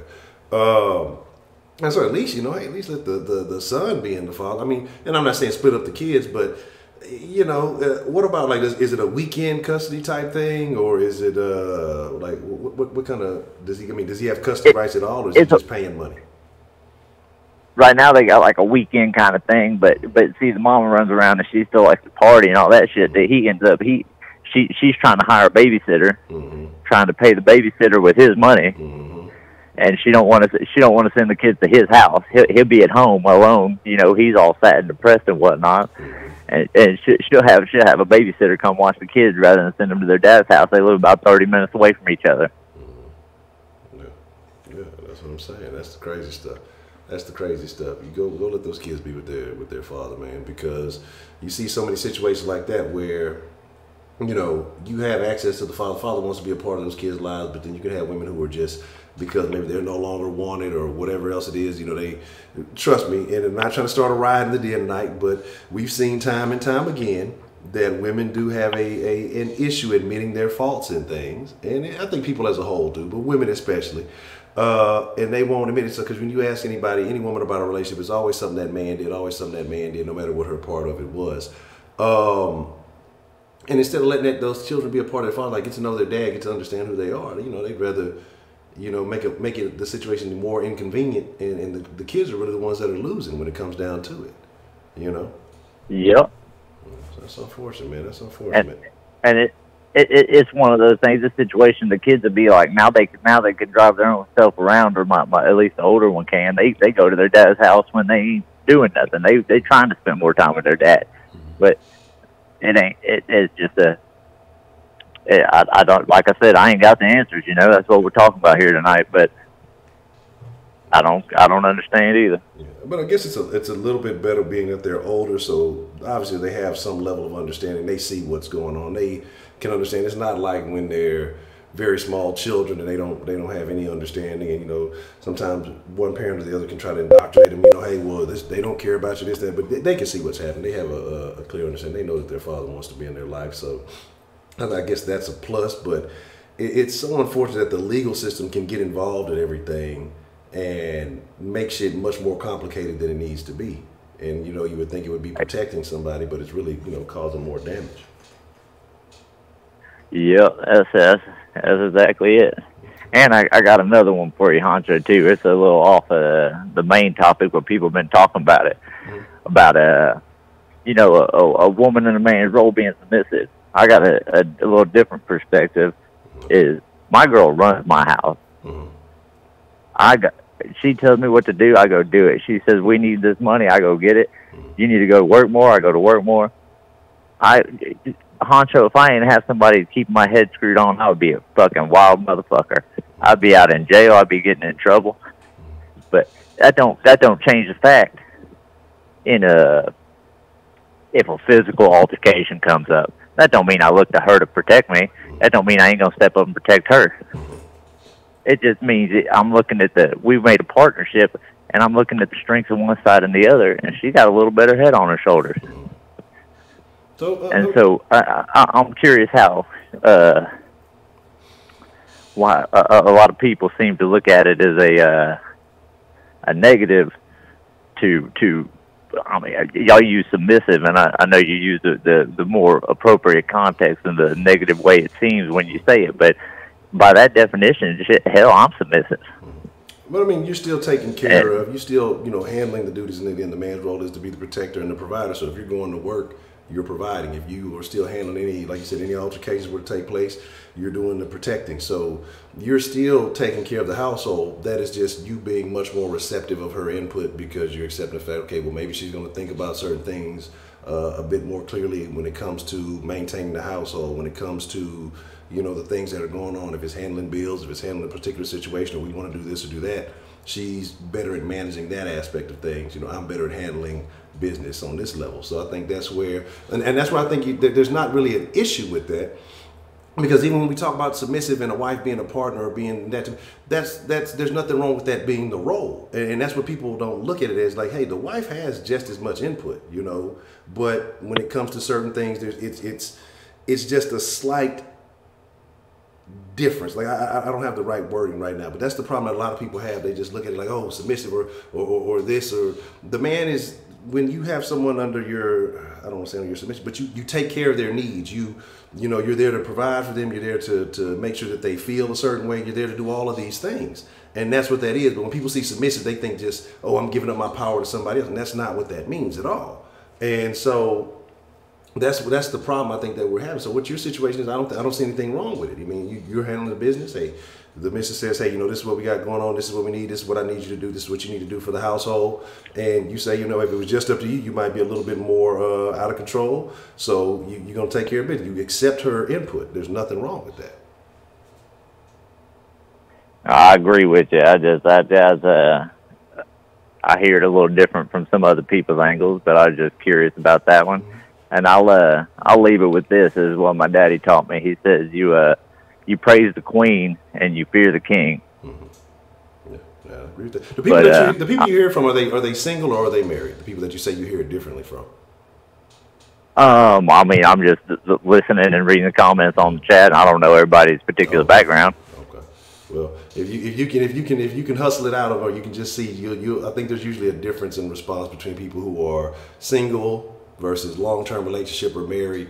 I've noticed, and again, like I said, I'm not saying this is an experiment or anything, but I've just noticed certain things with certain conversations, how certain lines are drawn. It's not necessarily a political thing, but certain people in certain situations view certain things a certain way, and I find that very interesting. But okay, I appreciate you calling and sharing. I appreciate you being frank and honest about that too. You know. Oh yeah, I ain't shy, Honcho. I'll keep listening. I'll holler at y'all when I get a wild hair again. All right. It was good to hear from you, Scott, man. I hope everything is going good, and hopefully we hear from you soon, man. Yes, sir. All right. See. Wow, that was a perfectly timed 10-minute call. Now somebody been calling in. I gotta make sure I address this call. They've been calling in, and so I'm finna call them back. We gonna make sure this call gets heard. Now normally I don't do this, you know. But when I know, hello. Look, I know you've been trying to call in. I said, hey, I ain't gonna leave you hanging like that. What's on your mind? And so for the den folks, who do we have? Who are we speaking to this evening? Am I live? Yes, you're live. Yes, ma'am. Did I catch you the wrong time? You want me to call you back? No, I'm fine. I'm fine. Okay. I was on my phone, and I was kind of listening to some of the calls since the startup, and I was trying to take some notes, and I just kind of lost track of all my notes. Oh, okay. I'm trying to set my volume up. Can you hear me? Yes, I can hear you. You're a little bit distant, but you can hear you pretty clearly. Okay. That's not something to cut his videos down. So, on the topic, I haven't listened to the last couple of minutes. I kind of got distracted. Okay. But I wrote down a couple of notes that I had, and it was about can a man be dethroned? That was one. Two was a man's role in the LGBT community. Number three, buyer's remorse. And four, a man's right. And then five, is a woman always there to provide structure to children and the family, even in the absence of the man, right? Yes. So, I guess the first thing is, can you dethrone a man? You can't dethrone a man unless you are, totally capable of taking on every single role that has been, offered to the man. Not offered to the man, but every role that a man would take on. Like me, I always tell my husband, I don't want to be the man and the woman in a relationship. I don't know if that makes sense to you. No, I get you. I understand. Hey, I don't want to be the man and the woman, because if I have to be the man and the woman, then, what do I have a man for? And to me, that comes into play when you talk about dethroning, when it comes to dethroning a man. You can't be a mother, a father. I know everybody celebrates Mother's Day and Father's Day in different ways, but there is no replacing one parent versus the other in your child's life. There's just no way to do it. So Mother's Day, I don't think that that a single father can take over, or Father's Day a single mother can take over. You can't replace any of those holidays for the other person. And then as far as like a man's role in like the LGBT community, it's like you can, say that you have two women that are, I'm trying to put this lightly. I don't know how you can. I'm gonna come back to that one because I need to think about what I want to say. I don't want to be insensitive. Okay. To any, I don't want to be insensitive to anybody. You know, as far as that role, but as far as where a man's role comes in, I think that men are unfairly judged in certain things, and it's twisted because there are two sides to every story. But as far as a man having, you know, the same rights and getting those same rights as a woman and taking on those parental roles. So we're in this stage now where everybody's talking about abortion, talking about the things that go to abortion. I'm pro-life and I'm pro-life for this reason, and I'll stand firm on that. I don't care, you know, who's asking me about it. I'm pro-life for this reason. In this day and age, there's no reason for unwanted pregnancy. Ever. There's no reason that a woman has to end up pregnant in need of abortion unless she's been raised, if she has some diminished mental capacity, or is otherwise incapacitated and a man has taken advantage of her. Other than that, there's no reason for an unwanted pregnancy. Well, every kind of birth control method, pills, everything available to every woman, teenagers, and everything nowadays, even in states where, you know, where some of the laws are questionable, there's no way that a woman, you know, hasn't been educated in birth control. So if you stop laying up, then you won't end up pregnant with all these babies. You got all these Hollywood stars who's sleeping with Tom, Dick, and Harry within the same circle, but even they don't have those same situations. So everybody looks at these Hollywood stars to be their guiding voice on what's right and what's wrong. That's so screwed up. Half of them high as fuck. They don't know who their own kids' fathers are, or all of their kids are in question one way or the other. So we need to stop looking to stars and athletes for moral compasses and everything. You know, but that's always been an issue. That's always been an issue for me. But if you have a woman who decides that she wants to have a baby, and everybody say a woman's right to choose. Okay, so when do, and this is where your topic comes into play, when do a man's rights come into play? So in today's world, where there should be no unwanted pregnancies on both of their parts, what does a man get to say? So a woman gets to say, I want to have the baby, I want you to be the father, I want to do all of these things, and I need you to take care of the baby. And a man says, well, I told you from the get-go, I didn't want to have children. I didn't want to do these things. Is there a waiver or something that both parties should sign, you know, to say that these are the things that we agreed upon? You know, it sounds silly, you know, saying it out loud, but that's at the point we're at. Yeah. If a woman gets to decide everything, she gets to decide if she wants to have the baby, she wants to, you know, raise the baby, she gets to decide if she wants to give the baby away. She gets to decide all these things pretty much without the input of her male counterpart that created the child. You know, his voice is rarely heard in those situations. And if it is heard, what does it ever get to say? And what is the decision ever made that's in his favor? Give me the child, let me raise the child. You know, I haven't heard of those cases. No, I haven't either. You know, so, you know, I don't know if you've heard of those cases, but I've never heard, like, you know, it was funny that you said something about the waiver, because I thought about that too. It's funny you said something about the waiver, because I was just thinking it earlier. I was like, is there a waiver? Because you've heard people joke about the the sex contract, so that way somebody can't come back and hit them with Me Too or say it was unconsensual. I almost thought about, is there an extra box on the sex contract that says, hey, well, in case of pregnancy, or is there? I mean, what? That's what I'm trying to figure out. You know, but I mean, it almost seems like that's where it's going to. But go ahead.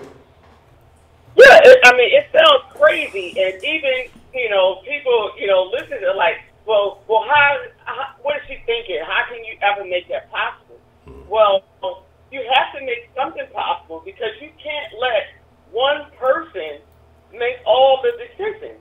And like I said, in this day and age where there's so much birth control, if you didn't want to get pregnant, then you didn't have to get pregnant. I know it's the man's choice too. He could have pulled out. He could have decided not to have sex, and all of these things. It comes back on both terms. But for a woman to say it's a woman's right to choose all of these things, well, it's a woman's right to choose, but with all the information that's given, you can't make the choice to get pregnant and then say, I have to, all these options are only mine and not his, because you were just as irresponsible as he was when you laid together. Hi. And it goes back to the one caller earlier talking about y'all get to know each other and everything. I have 3 boys, and I was married for 4 years before I had my first child. All 3 of my kids are by the same man and everything. And I couldn't imagine myself in any other situation, because I grew up in an inner city neighborhood where females were having babies by Tom, Dick, and Harry.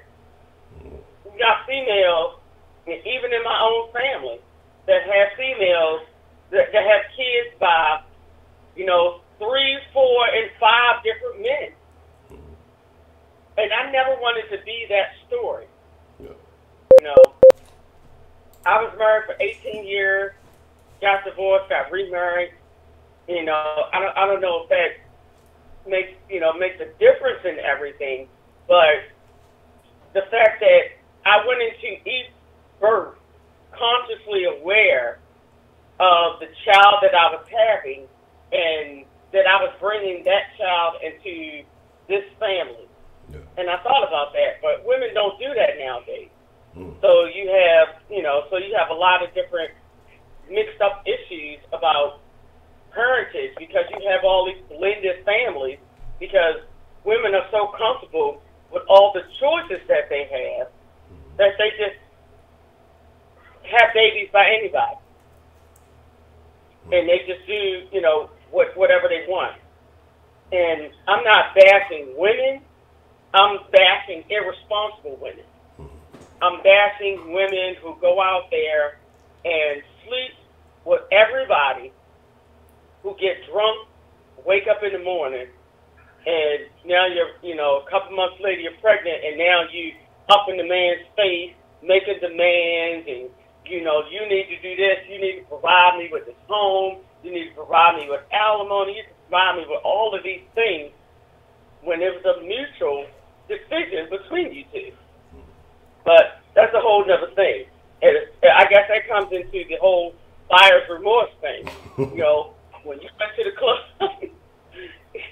and I figured that chick who was telling that story, she must have had a little bit of that. She sounded like a white girl and everything. And I'm going to say that she had her little bit of buyer's remorse. And I don't think she got the good end of it and stuff. But that buyer's remorse is a bitch. That you wake up in the morning. I mean, look, it's nobody perfect. We've all been there. Yeah. Everybody dated somebody, so most of us have dated somebody that's married, otherwise. But you either grow up or you keep doing the same things you do. When you're a young teenager or coming out of, your first young adult years and everything, and you make those mistakes, okay, you make them and you get over them and you live beyond them and groom yourself into a different person.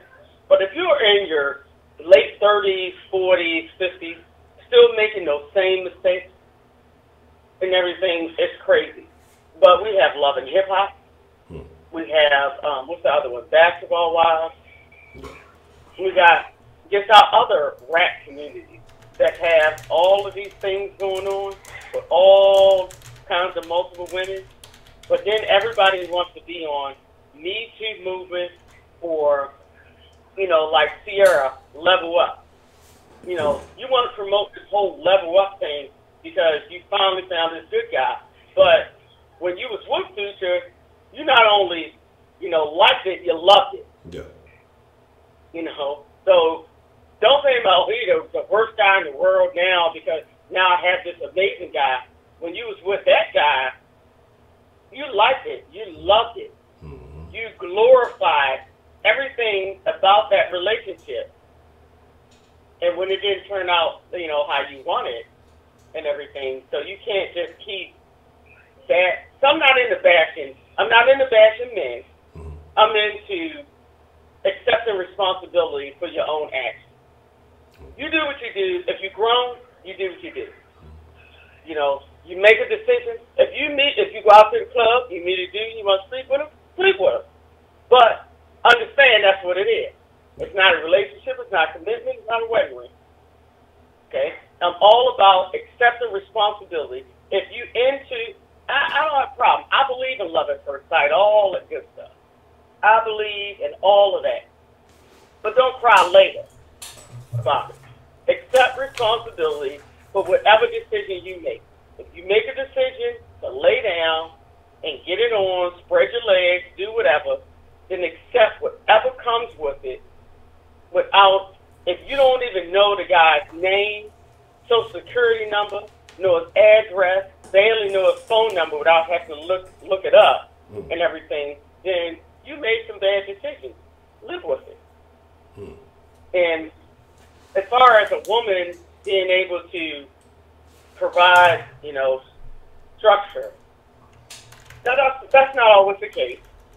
You know, there are some situations where when you go through, you know, you go through these divorce hearings, it's such a muddy field to be in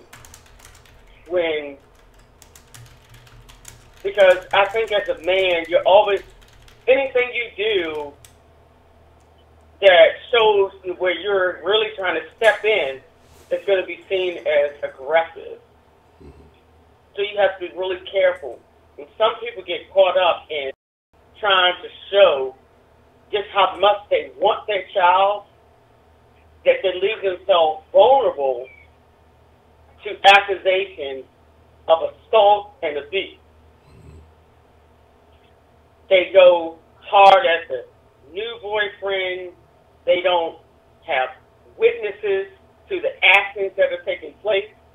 They don't document things. They just go into a situation, and I just want to see my kid when they get there, it's another guy there, and they just immediately go into battle mode, not understanding that anything they do is set up to make them look like a buffoon, to make them look like an aggressive, ignorant monkey out of control.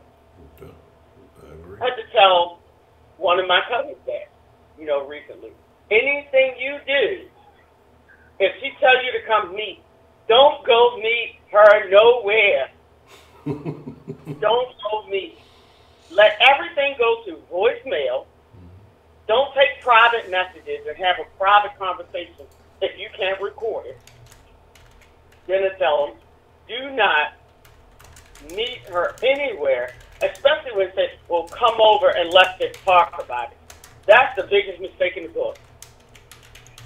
Because as soon as they turn violent, you went there with a premeditated, you know, sense of doing something or getting her to change her mind. You don't have a witness. Nobody knew about the call. Nobody knew about the location. Nobody knew about anything. So when the police get there, guess what? You're going down. Yeah. That's true. That's true.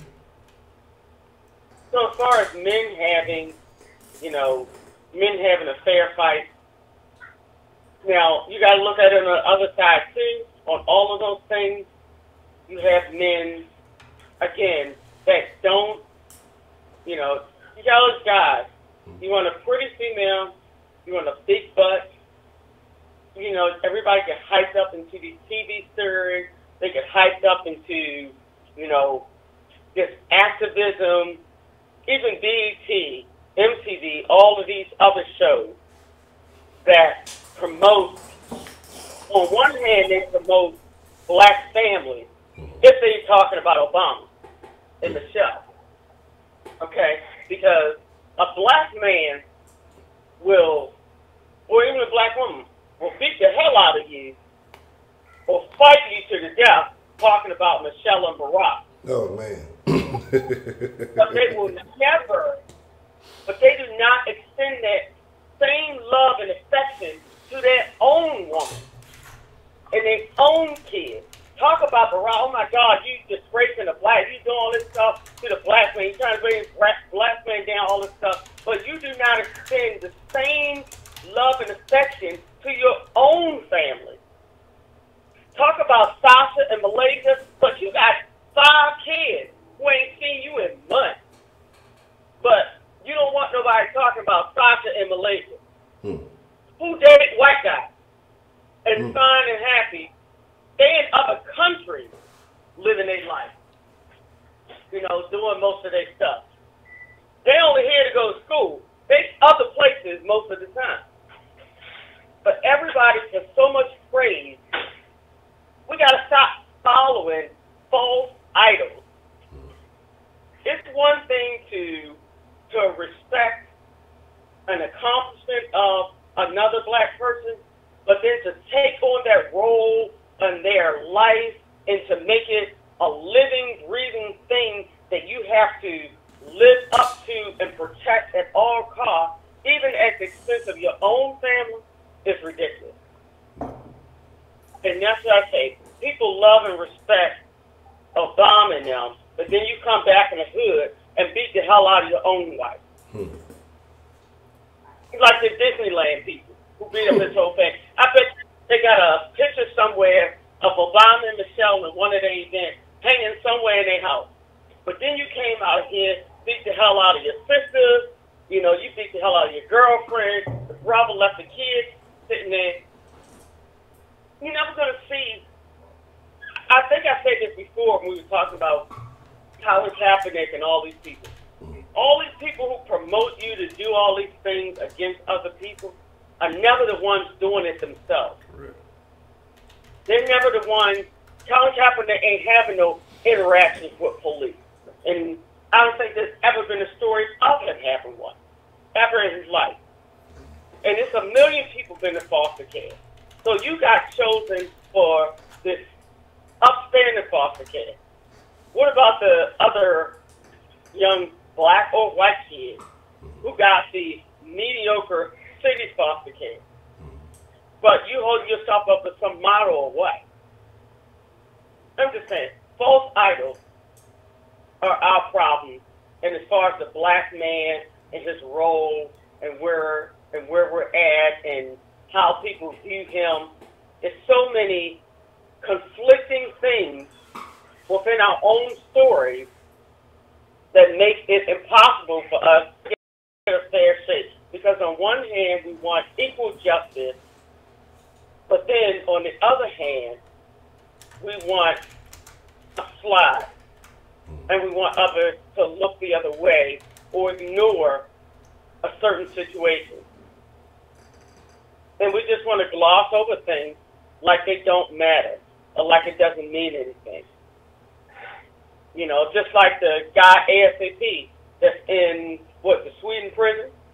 You hate America. You hate the flag. You hate everything, all this other stuff. I bet you love him. I bet you want to be in the American jail right now. Yeah, that's right. But Rocky, I forgot about that. Yeah, you got that little scuffle or something. And so, yeah, you've been locked up for a little while. So it all comes back to our values, you know, how we value the men. We let our men subject us to these situations where, like the Chris Brown thing that's happened in the past couple weeks, where he only wants to date women with good hair.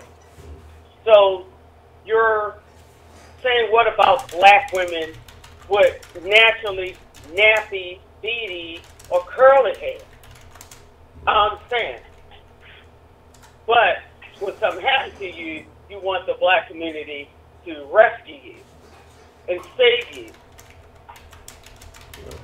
But if you got a Cardi B or you got a, a Ariana Grande, any woman, any other woman than a black woman, she can be black, but she got to be mixed with something. Because, and to me, how many natural black women, how many, black women that we have out there that you see any of these other, rappers and stuff with? Well, so when you come to certain situations, it's like, on one hand, we're letting the men objectify the women. So when you start having these babies, when you start having these conflicts, you start having all of these different issues, be it race, hair, sex, kids, marriage, property, all these things start to converge. And then we want to, what's the role of the black man? Well, that role, we kind of relinquished that role because, people like BT and MTV, all these other places glorify the other side of a black man. They glorify a black man that's coming against police and doing all these other things, but they won't dignify the same black man that's coming against black women. I don't know. Again, it's I think it has as long as you're entertaining people, I think they're willing to look the other way on stuff. They'll that's something I've never understood. We'll accept things from entertainers or people who are doing this. I guess they make us feel good one way. Some of the nonsense they do in other areas of their lives. I'll raise my kids. I'm telling you, I don't have no idols. I have people I respect. I don't have no idols. Yeah. I don't have nobody that say, oh, that's my idol, and whatever they say is God. Ain't nobody's word. And I tell them, ain't nobody's word more important than mine. No. So what I say, that's what it is. And, and we don't make our children understand that nowadays. But what I say, that's what it is. I'm the law, I'm the star, I'm every goddamn thing. What I say goes in this house. It ain't no voice in here gonna be louder than mine. Okay. And and I make them, they respect their father. Even though me and their dad is separate, but I don't have to. And that's another thing that comes into play when you start talking about the that role is when you separate. If the children are babies or if they're older. My children are older; they're teenagers and everything. By the time me and their dad separated, so if you think you're hiding something from them, they know everything anyway. So you just talk to your kids and have an honest conversation with them about stuff. So so that makes a difference too.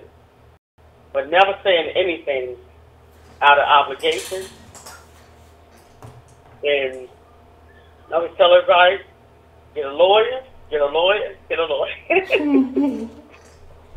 Yeah, you got to. You better lawyer up. Let me see what's going on. We're getting some buffering action. Get a witness and get a lawyer. I mean, even more than a damn lawyer, get a damn witness. Get a witness. Let me see what we got going on. Okay. Well, Ms. B. Moore, you got anything else that you would like to add to that? No. Not off the top of my head. It's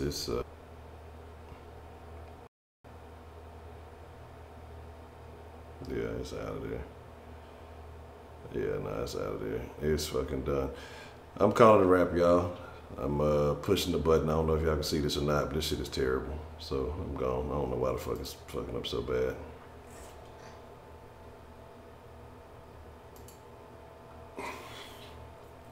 Terrible stuff. Terrible, terrible stuff. I don't know why this is all of a sudden just